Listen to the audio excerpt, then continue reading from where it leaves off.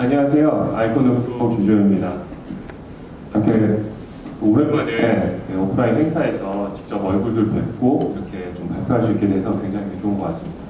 코로나 시대가 정말 끝나고 가구나 이런 걸 정말 체험할 수 있는 것 같아요.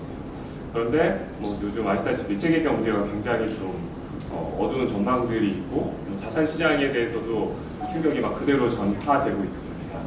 디지털 자산 시장도 테라나 셀시우스, 최근에 솔랜드까지 이런 사태로 굉장히 위축되고 있는 것 같아요. 하지만 저는 정치권에서 얘기하듯이 그래도 기차는 간다 이렇게 보고 있습니다. 오늘 주제가 컴플라이언스만큼 굉장히 좋은 내용들이 뒤에 많이 준비되어 있는 걸로 알고 있습니다.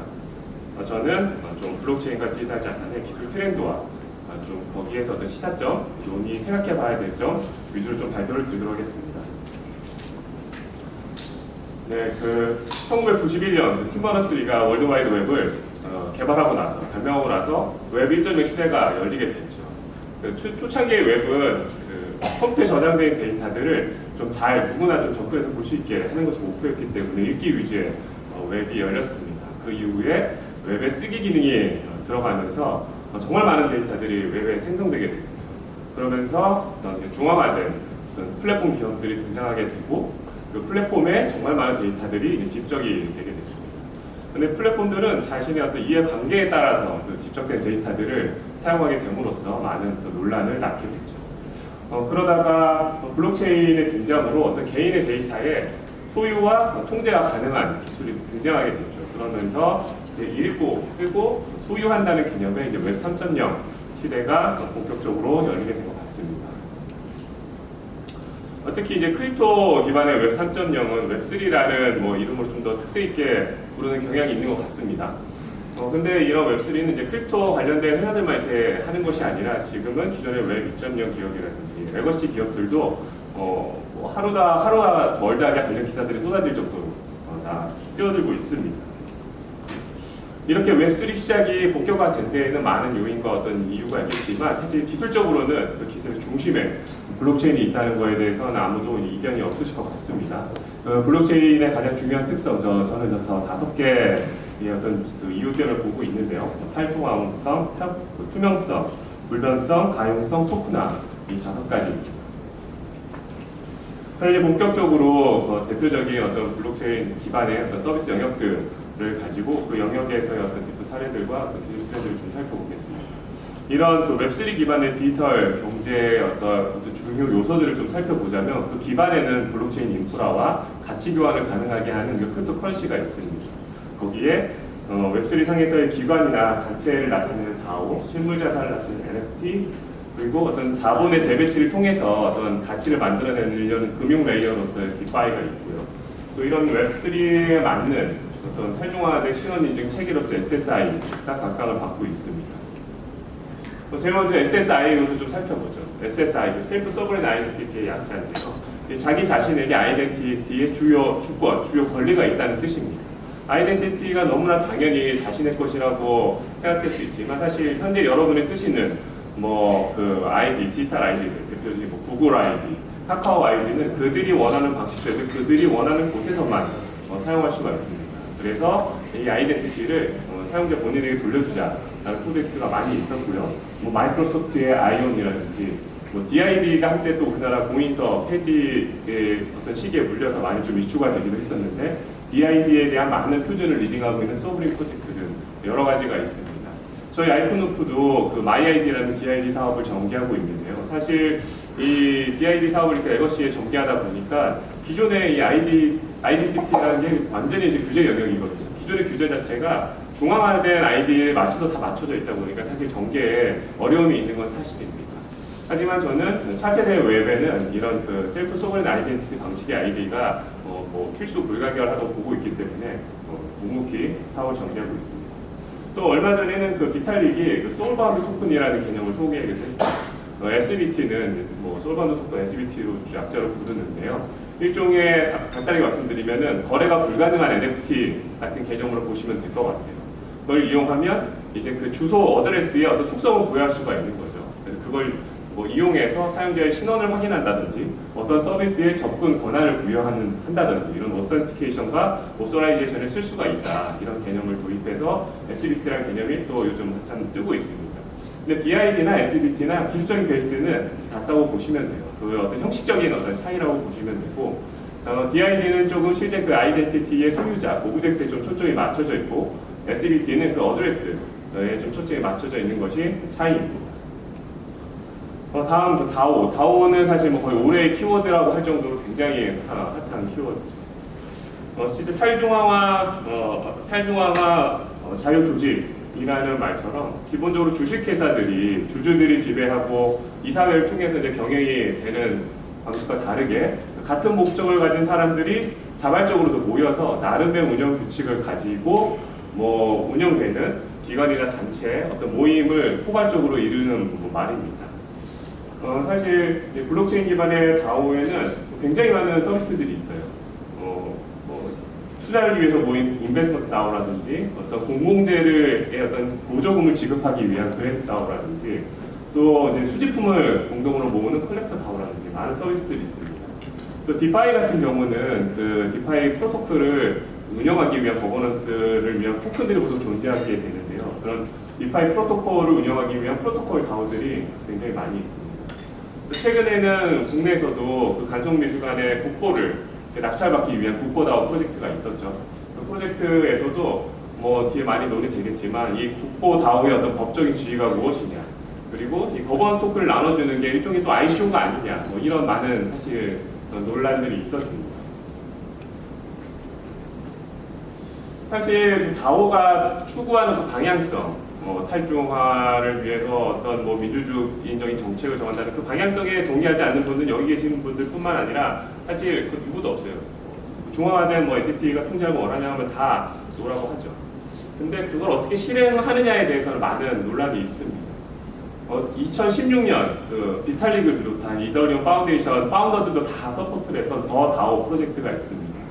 그 당시 일종의 인베스트먼트 다오였는데요. 2천억이 넘는 그 이더리움이 모였었고, 그런데 불행히도 600억어치의 이더리움이 해킹이 당했었죠. 근데 이걸 처리하는 과정에서 600억이면 사실 그 당시 이더리움 시가총액의 10% 정도 수준인데 굉장히 큰 양이었어요.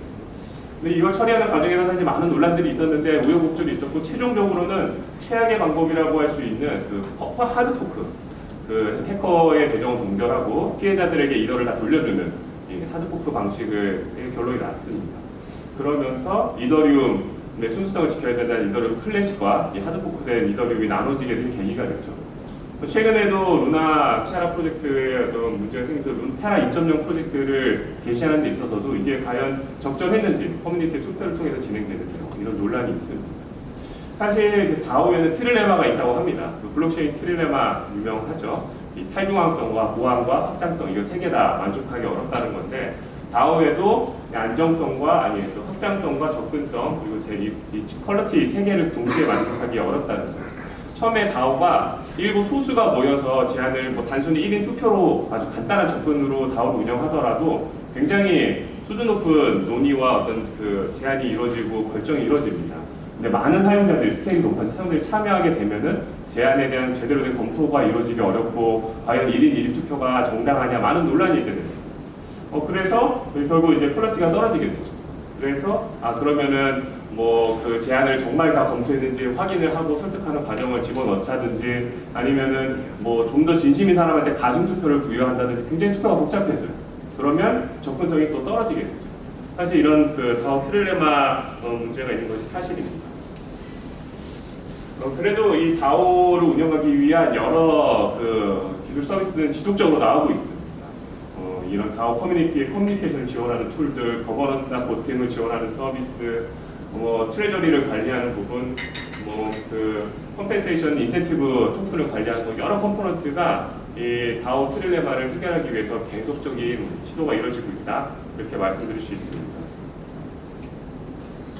네, 다음 NFT는 사실 블록체인 기술을 이용해서 디지털 자산의 어떤 소유를 증명하고자 하는 시도는 2014년도에 이더리움도 탄생하기 전에부터 이미 뉴욕의 한 예술가에 의해서 시작됐다고 해요. 그러다가 2017년 ICO 그 버블 때 크립토 펑크 프로젝트가 이 NFT 프로젝트의 어떤 표시가 됐다고 할 수 있죠. 그 이후에 정말 많은 NFT 프로젝트들이 발생이 됐습니다.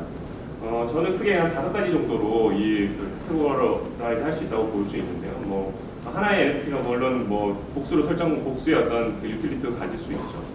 최초에는 어떤 뭐 비플과 같은 그 아티스트들이 만든 디지털 아트들의 어떤 컬렉티블에 대한 NFT가 뭐 대중의 시선을 확 끌었습니다. 그 이후에는 특정 NFT를 소유하고 있다는 어떤 개성을 드러내고 그 같이 소유한 어떤 커뮤니티와도 소속감 이런 것들을 나타내는 그 프로파일 픽처 NFT가 굉장히 유행을 하게 됐어요. 뉴스에서 흔히 접하는 뭐 원숭이 얘기 나오는 것들은 다 PFP에 관련된 것들이죠.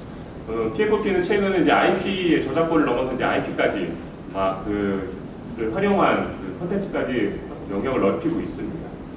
그리고 또 하나의 주요 유틸리티 중에 하나가 이제 패스 NFT인데 이제 온라인 오프라인을 망라해서 특정 서비스나 커뮤니티에 접근할 수 있도록 하는 일종의 그 패스로서 NFT가 활용되는 측면이 있습니다. 얼마 전에 저도 저 메타콩즈 한국의 뭐 대표적인 PFP 프로젝트인데요.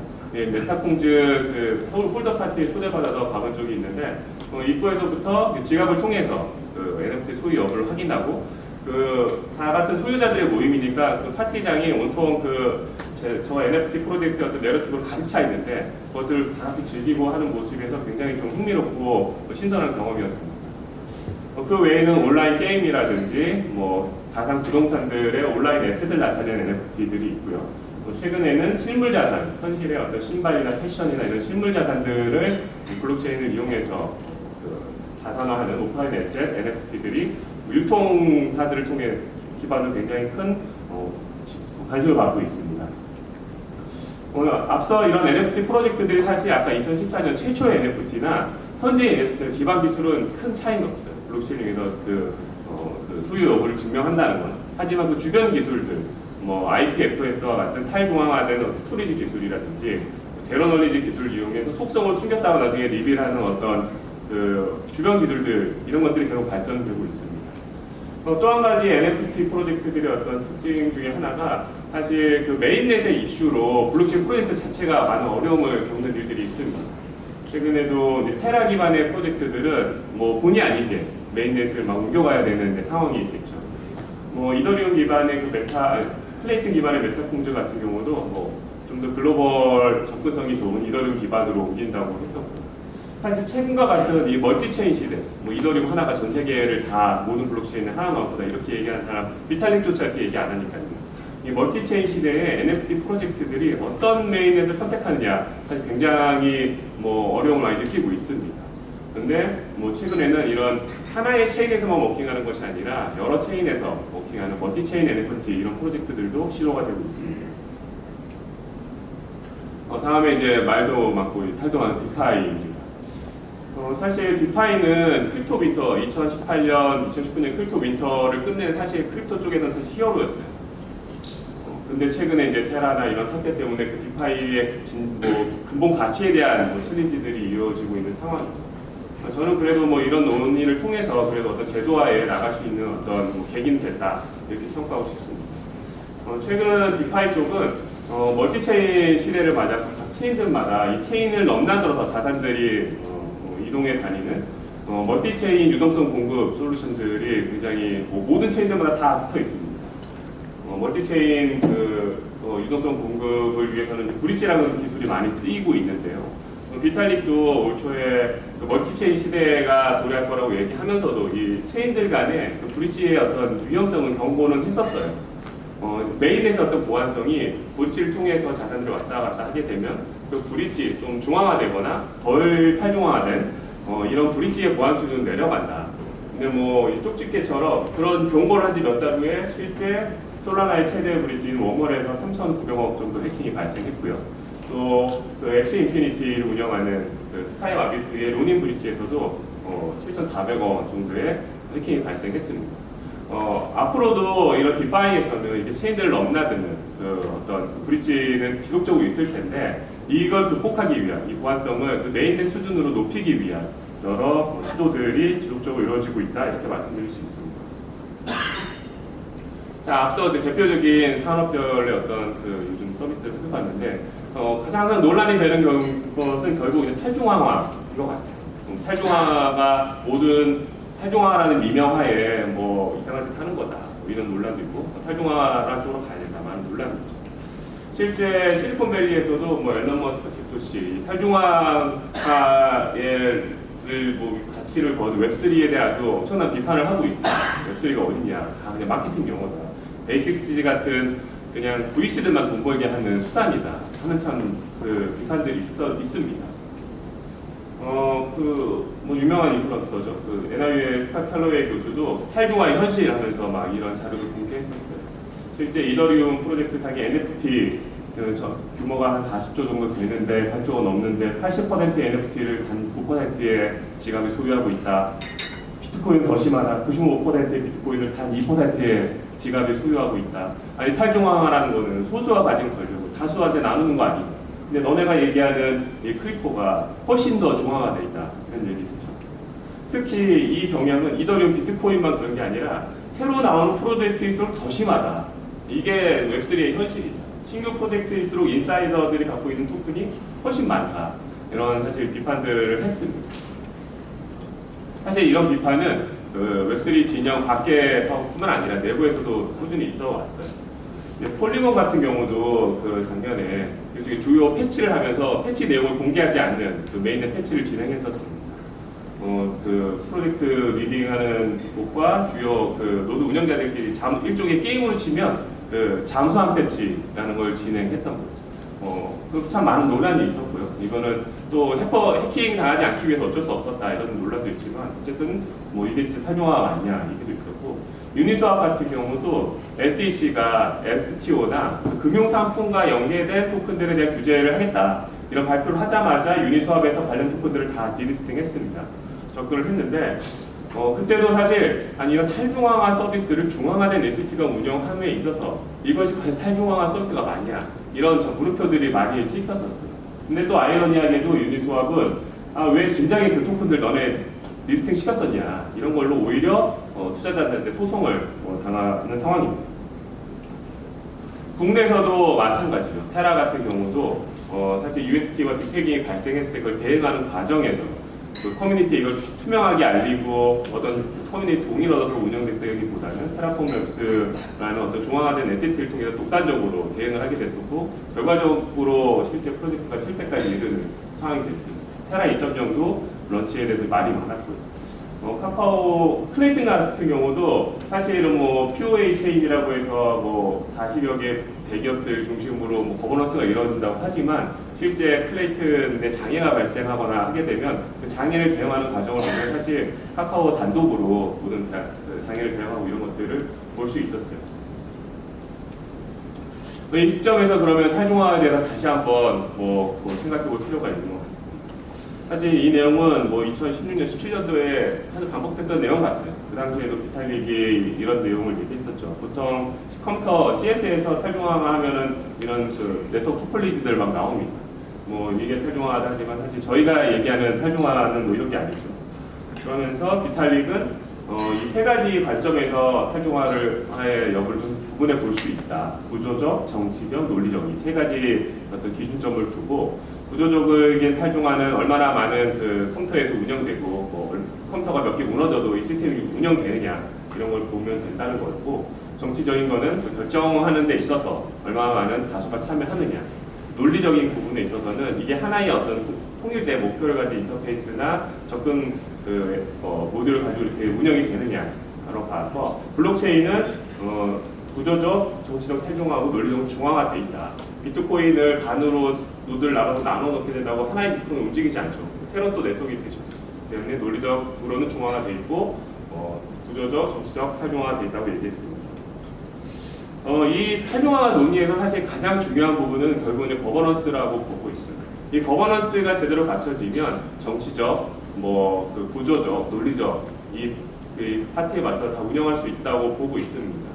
그렇다면 이제 좋은 거버넌스는 어떤 것인가 한번 생각을 해볼 필요가 있는 것 같습니다. 이건 꼭 블록체인에 해당되는 얘기는 아니죠. 어떠한 엔티티에서도 좋은 거버넌스는 공통적으로 해당되는 내용 같습니다. 최대한의 이해 당사자들이 최대한 참여할 수 있도록 개방되어야 되고요. 또 목표나 어떤 과정이 투명하게 다 공개가 돼야 됩니다. 또한 그 협업 과정이 굉장히 효율적으로 운영이 돼야 되죠. 이런 좋은 거버넌스를 블록체인에 적용하기 위해서 그러다 보니 프로젝트마다 사실 거버넌스가 동일한 거버넌스가 있을 수가 없습니다. 다양한 거버넌스가 필요할 수밖에 없죠. 그러다 보니까 프로젝트들마다 자체 어떤 플랫폼을 구축한다든지 자체 메인넷을 구축한다든지 이런 시도들이 계속 있어요. 앞서 말씀드렸던 BAYC나 크립토펑크로 유명한 그 유가랩스 같은 경우도 이더리움의 지속히 높은 수수료나 어떤 성능 문제로 인해서 새로운 메인넷을 본격적으로 지금 이번을 논의하고 있습니다. 그리고 앞서 크립토키티 NBA 탑샷으로 유명한 데퍼랩스 같은 경우에도 NFT에 특화된 자신들의 어떤 거버넌스에 적합한 별도의 체인이 필요하다라는 그 얘기를 하면서 플로라는 메인넷을 성공적으로 런칭해서 운영을 하고 있죠.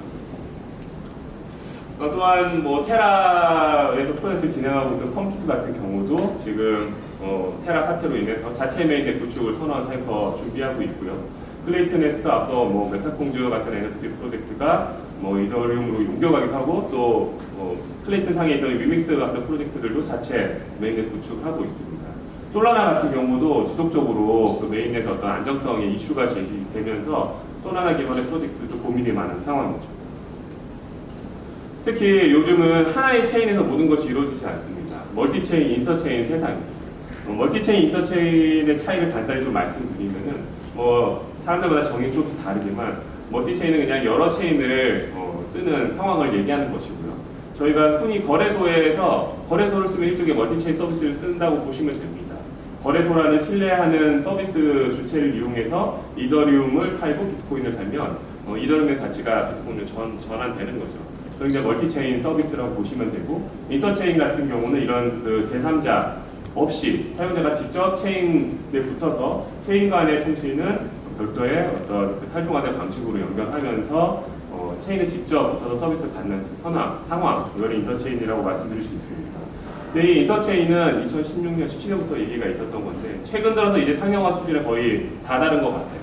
그러다 보니까 이제 앞서 어떤 거버넌스를 위해서 메인넷을 만들려는 팀들도 자체 메인넷을 만들어서 기존 체인의 사이드 체인이나 이더리움의 레이어 2 체인으로서 메인넷을 구축해서 하려는 시도들이 많이 발생하고 있는 상황입니다.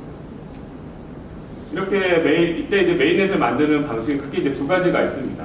여러분이 흔히 아시는 기존에 있는 체인을 그대로 복사해서 블록체인 복사해서 하나 놓으면 그냥 똑같이 돌아가죠. 근데 하나의 그 체인 속한 게 아니라 별도의 체인이 되죠. 하드포크 방식입니다. 그리고 이런 메인넷을 전개할 수 있는 전문 툴을 쓰는 방식이에요. 프레임워크를 쓰는 방식. 플레이튼이나 트론 같은 프로젝트가 하드포크로 운영된 프로젝트인데 기존의 오리지널 체인의 어떤 거버넌스나 토큰 이코노미를 그대로 가져와서 그냥 전개한다고 하면 굉장히 빠르고 쉽게 메인넷을 전개할 수 있는 장점은 있습니다. 하지만 오리지널 체인에 있는 문제를 그대로 다 떠안고 와서 시작을 하는 어떤 단점도 있고요. 여기에 거버넌스 상으로 어떤 수수료 체계나 또 그 내용을 수정하게 되면 갑자기 개발 난이도가 이제 처음 그 메인 체인을 만드는 정도로 올라가고 안정성이 급격히 떨어지게 됩니다.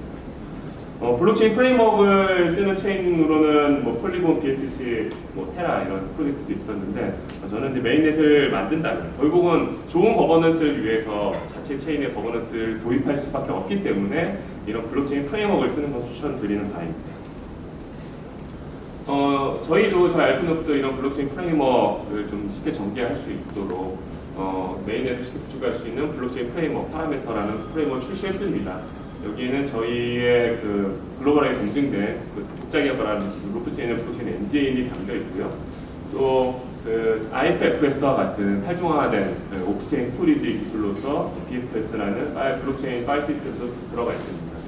또 사이드 체인으로 운영할 수 있는 거버넌스나 토큰 이코노미를 쉽게 구성할 수 있고요. 또 인터체인, B2P라는 기술을 통해서 인터체인으로도 체인 대 체인으로 연결이 가능합니다. 또한 그 개인 공용 데이터 말고 정말 퍼스널 데이터를 저장하기 위한 퍼스널 데이터 스토리지도 컴포넌트로 제공이 되고 있습니다. 파라미터만 이용하면 온전한 그 웹3 서비스를 다 만들 수 있게 준비가 되어 있습니다. 실제 이제 파라미터를 이용하면 이런 사이드 체인이라든지 아니면 이더리움의 레이어 2 그 체인이라든지 이런 부분을 쉽게 구축할 수 있고 심지어는 자체 그 레이어 1 메인넷도 쉽게 정리가 가능합니다. 이 파라메터를 이용해서 전개되고 있는 대표적인 프로젝트 하나 소개시켜드린 하바라는 프로젝트가 있습니다. 이 하바는 NFT 커뮤니티 플레이그라운드를 표방하는 쪽의 그 메인넷 프로젝트인데요. 여러 체인에 흩어져 있는 NFT를 이 체인으로 다 가져와서 인터체인 방식으로 가져와서 쓸 수 있게 하는 이제 프로젝트입니다. 실제 투바이트란 게임사와 저희가 협업해서 하고 있는데요. 이 하바 프로젝트를 이용하면 이 하바에 있는 게임들의 딴 채에 있는 NFT를 가져와서 쓸 수도 있고요. 또 어떤 소셜 활동이라든지 마켓플레이스, 디파이 이런 여러 가지들이 제공이 됩니다. 이 하바 메인에서 일종의 잘 연결되는 체인들, 플레이튼이나 솔라나나 BSC 이런 체인들이 연결될 텐데 그런 체인들의 사이드 체인 역할이 되는 것이고요. NFT 우가서 운영되는 일종의 멀티 체인 사이드 멀티 사이드 체인 프로젝트다 이렇게 말씀드릴 수 있습니다. 네, 제가 준비한 내용 여기까지인데요. 사실 최근 디지털 자산 시장에 불미스러운 일들이나 사고가 많아서 많은 우려와 사실 걱정이 있는 건 사실입니다. 하지만 이 내용들은 블록체인의 기술이나 저희 웹3나 디지털 자산이 만들어갈 어떤 시장에 대한 그 우려는 아닌 것 같아요. 저는 이제 거버넌스 이슈라고 보고 있고요. 팀 버너스-리도 이제 인터넷을 보면서 여전히 아직도 인터넷이 만들어갈 세상은 굉장히 크고 자신이 상상하는 웹은 아직도 나타나지 않았다고 얘기하고 있는데요. 블록체인도 그런 것 같습니다. 저는 이 블록체인과 웹3 디지털 자산이 만들어갈 미래를 믿고 있고 또 오늘과 같은 자리를 통해서 많은 논의를 하다 보면 성숙하고 성장해 나갈 것이라고 믿습니다. 이상으로 발표를 마치겠습니다. 감사합니다.